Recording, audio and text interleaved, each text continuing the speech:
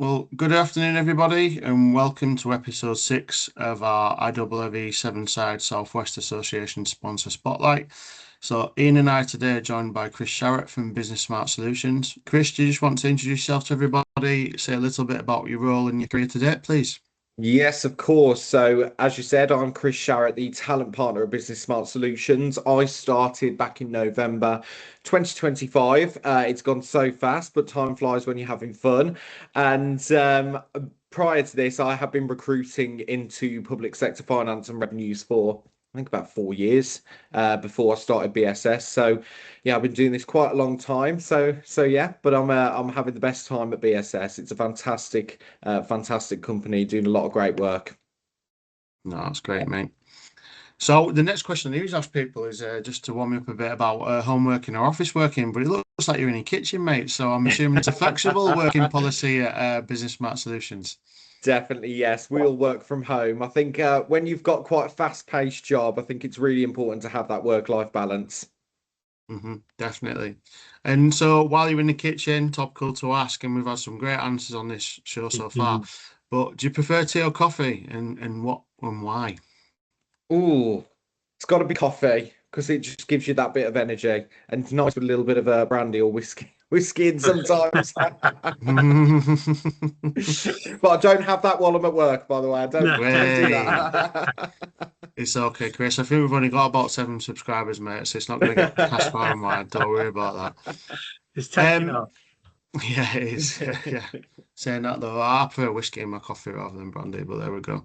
Me too. Um, so yeah, I mean, obviously you mentioned that you've worked in the recruitment sector for 4 or 5 years there. So, um, for our listeners, Chris, what would you say is the biggest myth about the recruitment industry, across revenues and benefits? Well, I think recruitment has got a stereotype, to be quite honest with you. It's very Hmm. salesy, it's very in your face, it's very sort of quick books. And that's kind of where BSS comes in because although we're a small company in the amount of people that we've got working here, we are the biggest in the sector. And Hmm. obviously we are led by people that have worked in revenues and benefits as well. So yeah, I think with BSS. I think that maybe the myth is that we're one of those companies, and we definitely are not. We do have a passion for what we do, but we're not in your face, salesy, looking to make a quick buck kind of thing. Hmm. Yeah, I think I can have a bit of a stake in that. In that, Ben was one of my benefit officers when I was at Bath, so I gave him his first. I think it was his first role in benefits. So yeah, I've got a stake in it. Now the roles are reversed, Ian, because I'm sure he's probably got you a Yeah, few he's jobs my over the agent years, hasn't now. he? He's my agent now. Yeah. Complete role reversal. So you touched on it a bit there, Chris, and you actually read by people who've worked in revenues and benefits, and that makes a big difference on that sort of local government focus. But can you just outline Business Smart Solutions? What kind of products and supplies do you give to local government? Are you involved in any other contracts? Is it just recruitment? Just tell us a little bit about what Business Smart Solutions provide, please. Yeah, so again, this really separates us from the other recruitment companies operating in the sector. We are a recruitment company overall, so we offer interim solutions and permanent recruitment solutions. So we've worked with over 180 clients, placing over, I think it's about 1,500 people across those clients. So for example, recently when we've done permanent recruitment, we've hired an entire revenues team. We've recently placed the new head of revenues at Manchester City Council. We also do offer some long-term or short-term on-demand resilience support as well, which I think is going to be really important going through LGR. We do offer housing benefit subsidy support, Mhm. and we do offer supported accommodation claim review service. So, for example, we one of our clients last week had identified a load of bogus supported accommodation claims. So, I think that's really important as well that we're able to offer that. Revenues and benefits legislation and systems training. So we've got a team of 10 in-house trainers all together. We do collaborate with other companies as well. And on Trustpilot, we do have 5-star reviews for every single person that's gone through that. So we're a bit more of just a standard recruitment company because we offer so many services that a lot of our competitors don't. No, definitely. And I certainly can attest to that as well. Like, say, when I was at Enfield, we had a massive problem with support exempt accommodation. And I know that Business Match Solutions was one of the first people I turned to try and get some specialist support, employment support, and managed to get a couple of offers over the line very quick, which made a really, really big difference in sort of saving a lot of money for the council. So, no, definitely can. Well, yeah, so you back up what you say, and it definitely works. You've touched on it a bit again, Chris, but what makes you sort of slightly different to other recruitment agencies in the market, do you think? So I think the main thing that separates us again is the fact that BSS is led by people from the sector. Mm, So quite often with our competitors, they'll say, "Oh, we specialize in revenues and benefits," when in actual fact they're part of a huge corporate company that pretty much do everything they can to make a quick buck.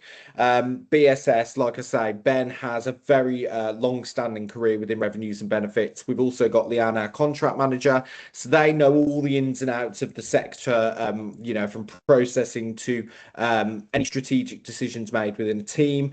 And then I come in, obviously, with my experience in recruitment. I know the sector quite well by now as well.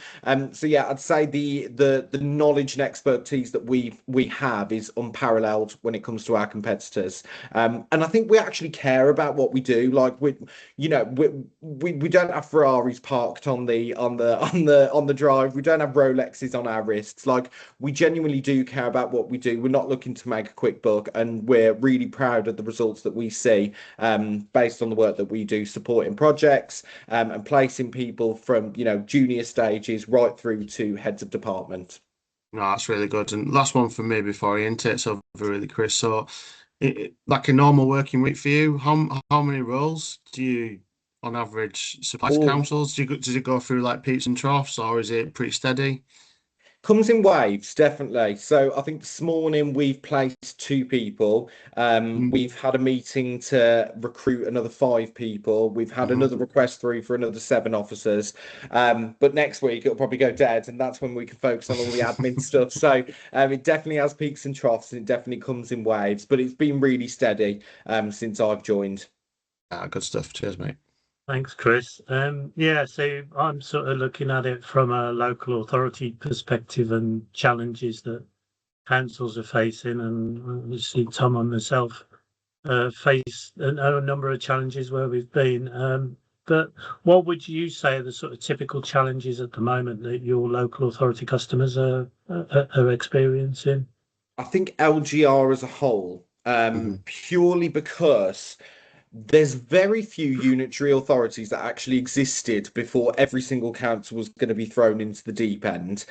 So it's not as if every council had a template to go off. It's kind Mm-hmm. of a lot of trial and error at the moment that we're finding. Obviously, if multiple councils have different systems and different processes, different CTR schemes, it's all about merging them. But of course, this is something that councils have never really faced before. They may have faced merging departments in their own council, but merging with an entirely different council is the biggest challenge in itself. So I'd definitely say LGR and the fact that they don't really have a template to go off, and then resources. How do you take people off their day job to work on new project work, system Mm-hmm. migration, etc., etc. So yeah, I'd say those two are the main challenges that we're finding at the moment.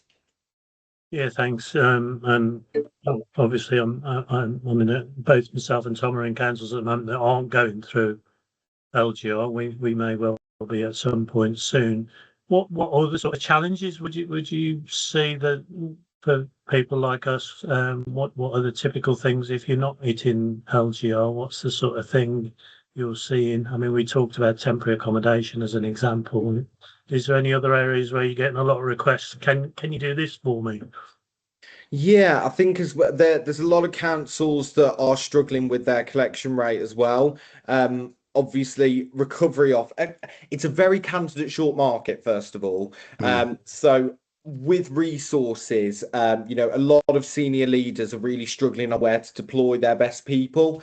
And once you take the eye off the ball with recovery and you start to get the billing work all through and get that backlog down, suddenly your collection rate drops and you're stuck in another mess. So it's again, it's that swapping the resources around the department. And another thing as well, a lot of councils that we've spoken to have really struggled to get the newbies in. A lot of them have gone through apprenticeship schemes and the IRRV qualification, which is enticing a lot of younger people. But again, it's struggling to get the right people in, training them up as quickly as possible so they can actually be up to speed and be left on their own, away from the senior leads who've got other things to do.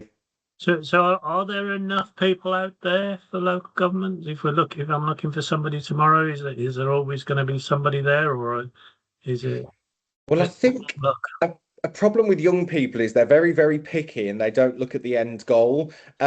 Because if you went out to a young person and said, council tax officer, they wouldn't have a clue what you mean. They wouldn't understand the career progression, the benefits of working for a local authority, the IRRV qualification as well. Young people don't know any of this, so it's all about how you get that message across, really. And that's where we've helped some councils with their marketing and candidate packs that I could touch on with the permanent recruitment.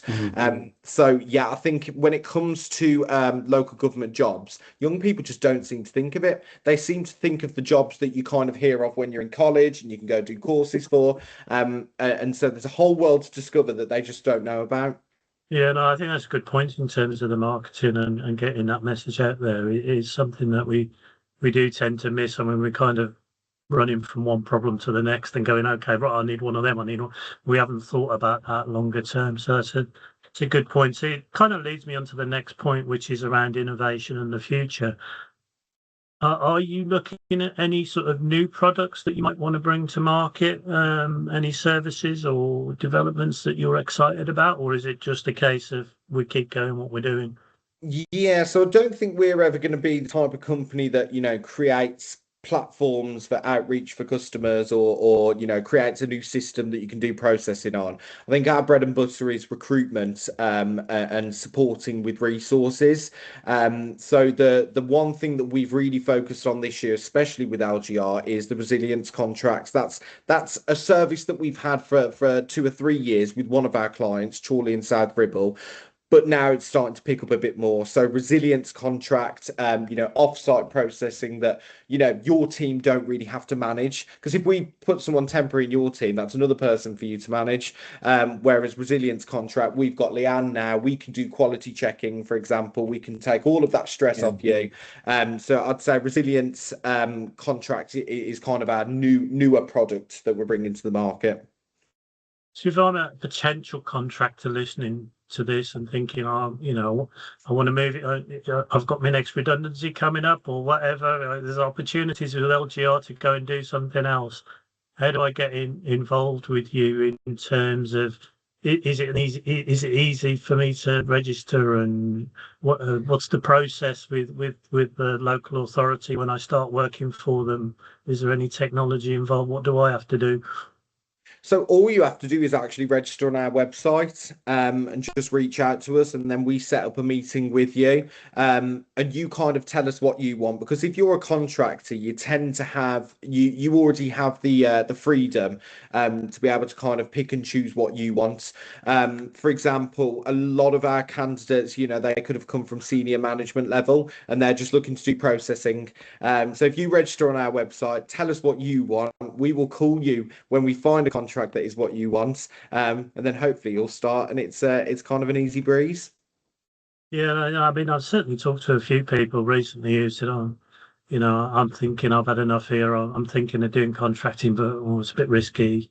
But it's not a difficult process, is it? It is quite a simple process to do.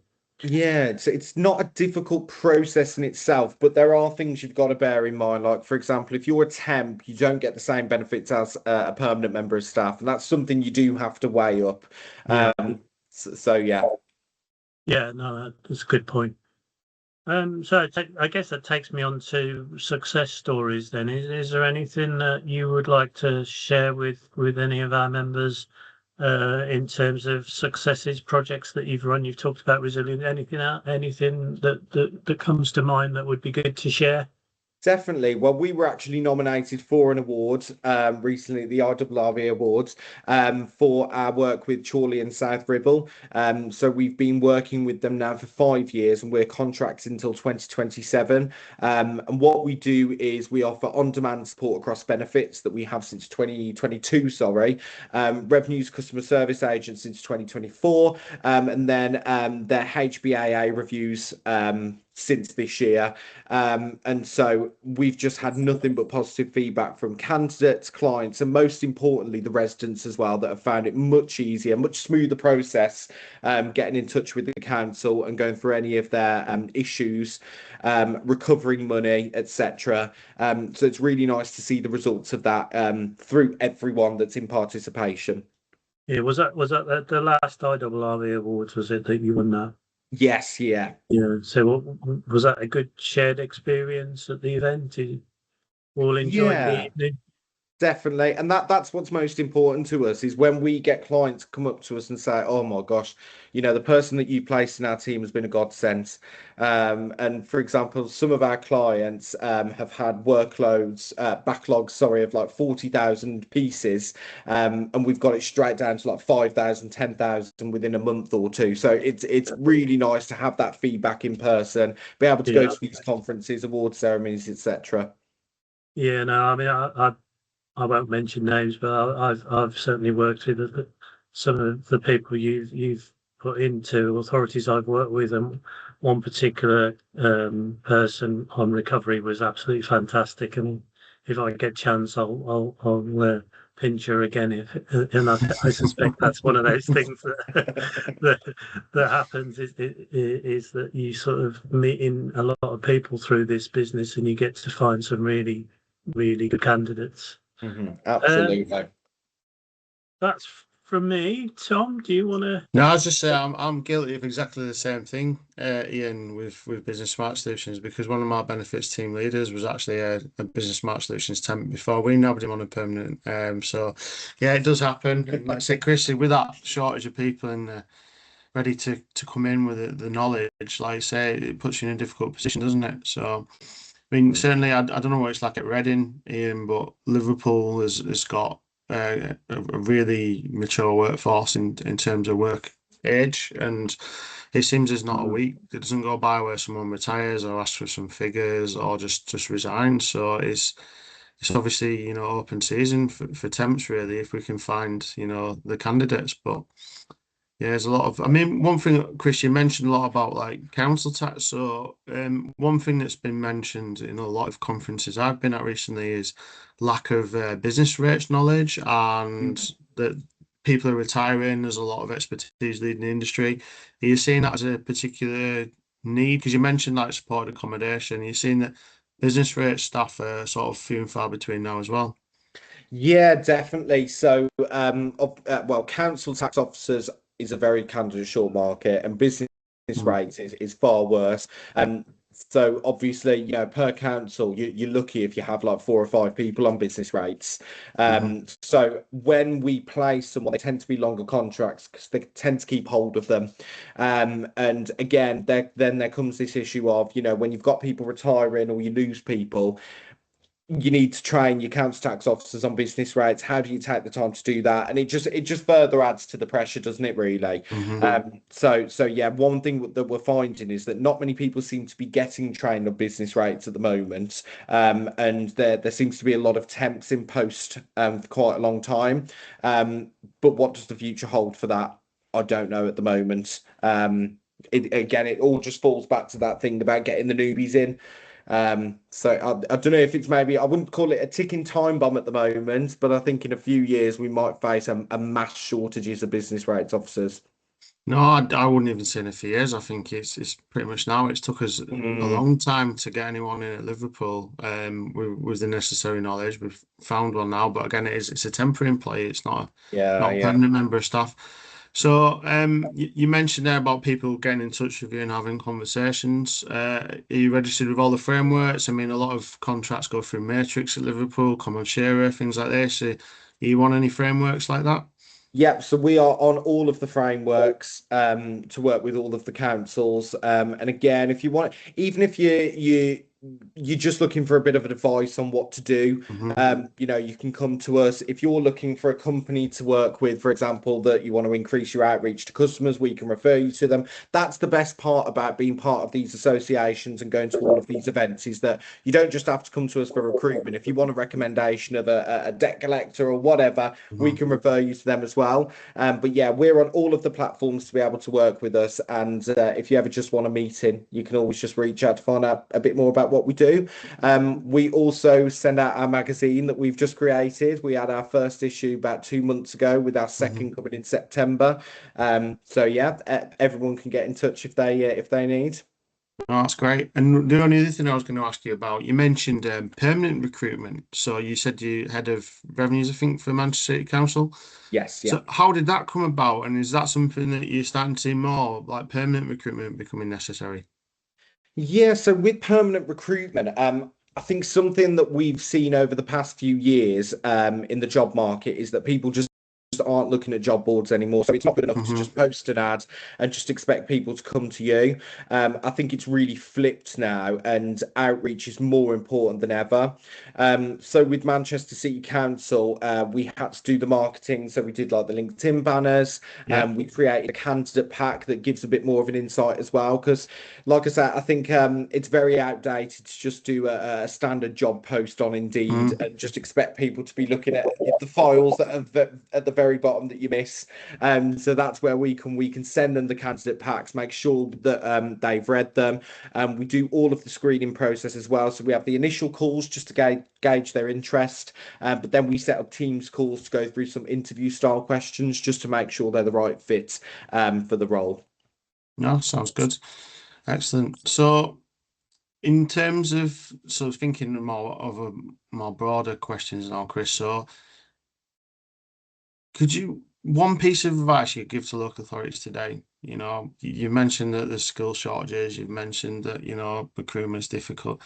So if there's one piece of advice you could give to local authorities today from your perspective, what would it be?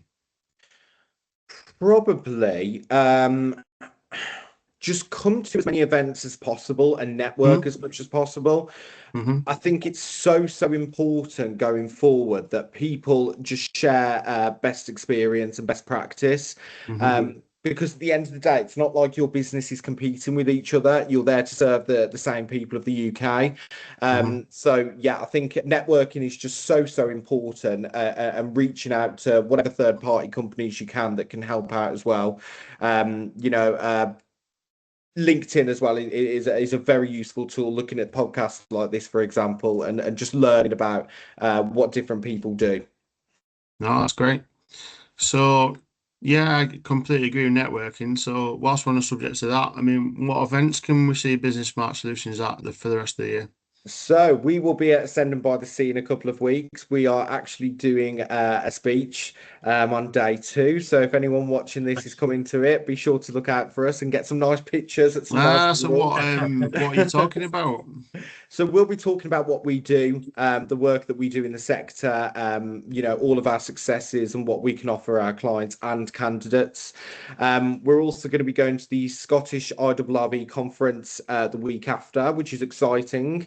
And then obviously we have got the national conference in October.